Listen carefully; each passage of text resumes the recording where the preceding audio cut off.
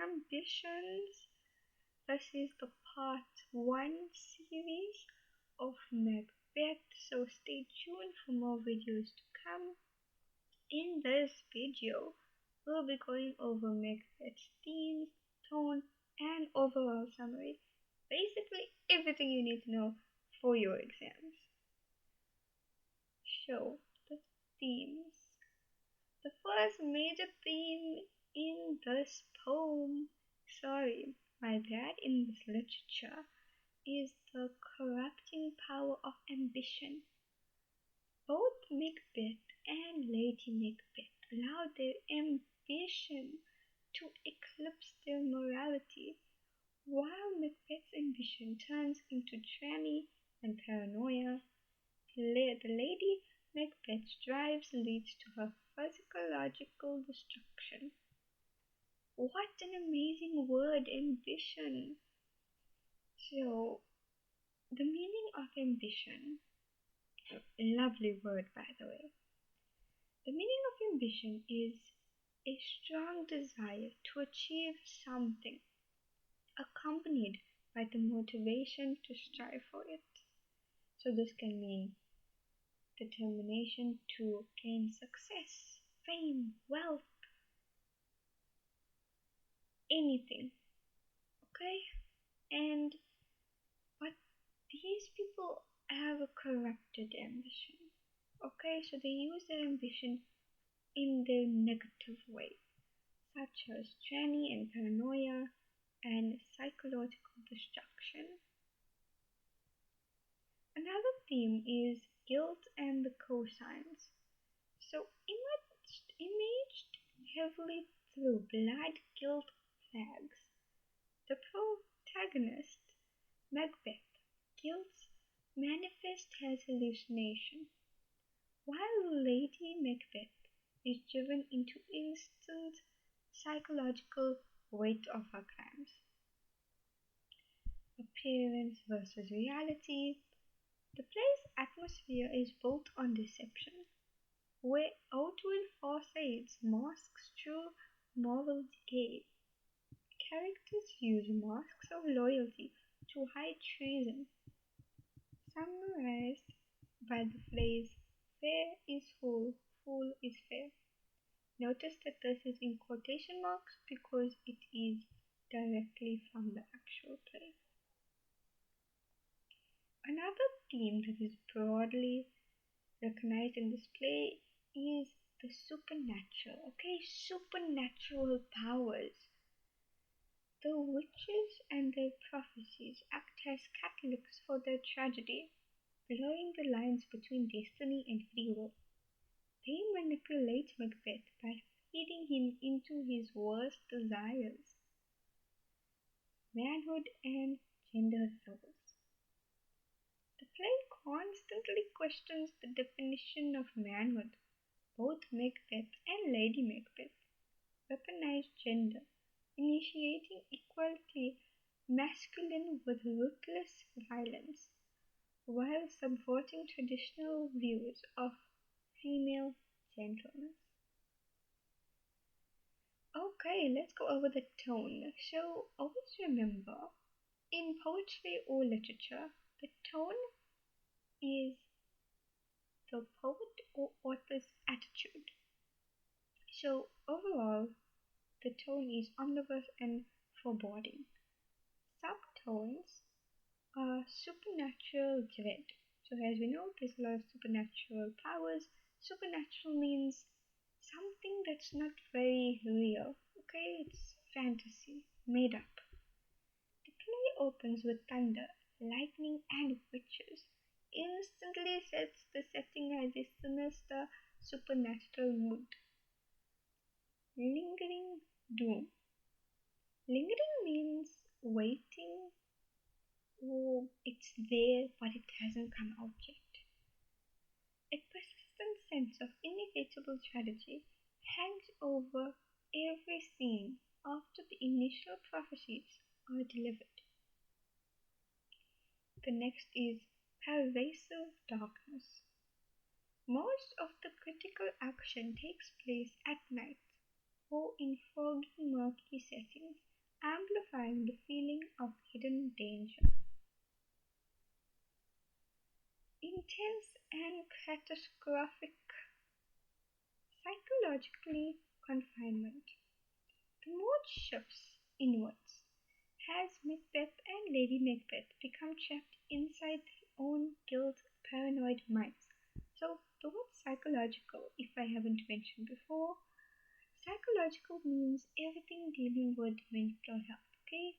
So mental health problems, everything dealing with that has Lady Macbeth and Macbeth suffer with guilt and paranoia in their own minds. So they self-destruct themselves by constantly thinking so negatively. Rapid pacing. So here we're comparing this Macbeth to all of the other Shakespeare tragedies and literature. The plot moves exceptionally fast compared to other Shakespearean tragedies, creating the breathless, high-pressured atmosphere. So everything happens really, really fast in this play. Relentless panic. The dialogue becomes increasingly frantic as Macbeth realizes he cannot escape the consequences of his actions. Melancholic and despairing. So melancholic is an adjective. Melancholy is an adjective. It is a feeling or expression, deep, pensive, and prolonged sadness or gloom. Okay, that is the actual definition of it. Existential nihilism.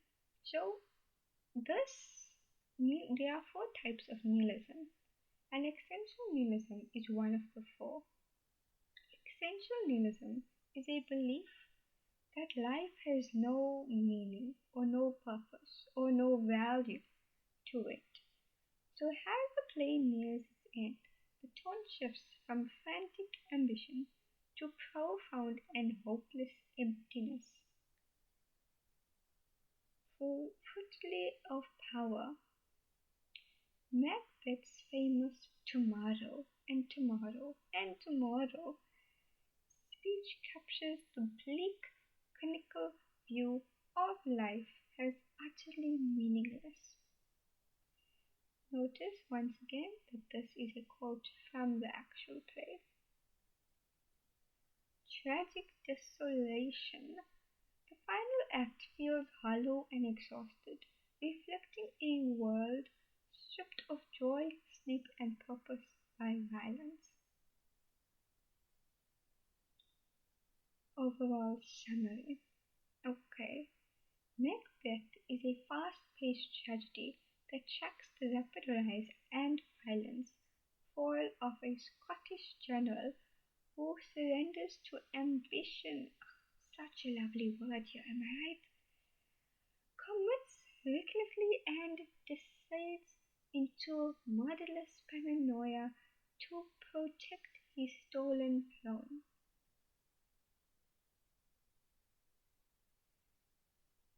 The prophecy and temptation. Three witches prophesied that Macbeth, a brave warrior, would become the throne of Cawdor and King of Scotland. Shortly after, King Deacon rewards Macbeth with the Cawdor title, driven by the prophecy edged on by his fiercely ambitious wife, Lady Macbeth. Macbeth murders King Deacon in his sleep while the king is a guest in his castle. So, just to clear any confusion that happens here in this paragraph, his very ambitious wife, Lady Macbeth, Lady Macbeth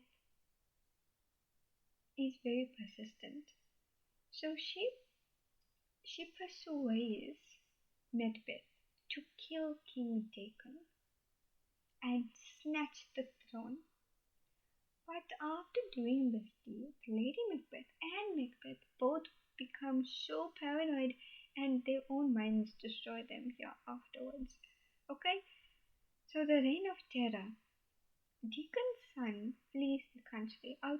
failure, allowing Macbeth to claim the throne. Consumed by paranoia and guilt, Macbeth realizes his friend Banquo, forgive me if I'm not pronouncing this name right, knows too much, and that the witch's prophecies Banquo's descendants would rule. Macbeth hires assassins to kill Banquo and his son. Clarence, Banquo is murdered, but Clarence escapes. Clarence is Banquo's son. Please forgive me if I'm not saying these names right. Tormented by guilt, Macbeth sees Banquo's ghost at a royal banquet, publicly exposing his unstable mental state. Oh, poor guy. The decent and false security. Macbeth seeks out the witches again. They offer deceptive apparitions that give him a false sense of security, telling him that no man born of a woman can harm him, that he will never be defeated until Pirman, Pirnam, oh, Pirman Wood moves to Dasein Hills. Feeling invincible, Macbeth launches a reign of terror, including ordering a brutal slaughtering of Lord Metcalfe's innocent wife and children. So now he is indulged in his greed over here because he's ruling over the kingdom and all. Okay, next summary plot, retribute and fall.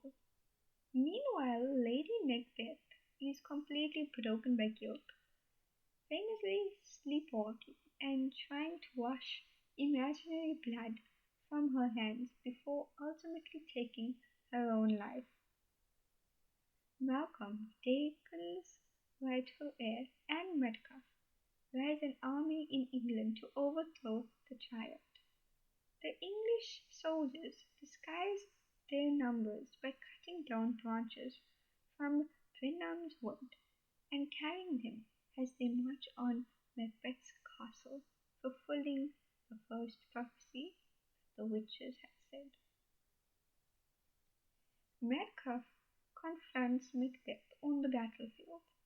When Macbeth boasts that no man born of a woman can kill him, Macbeth reveals that he was delivered by a cesarean section, ultimately ripped.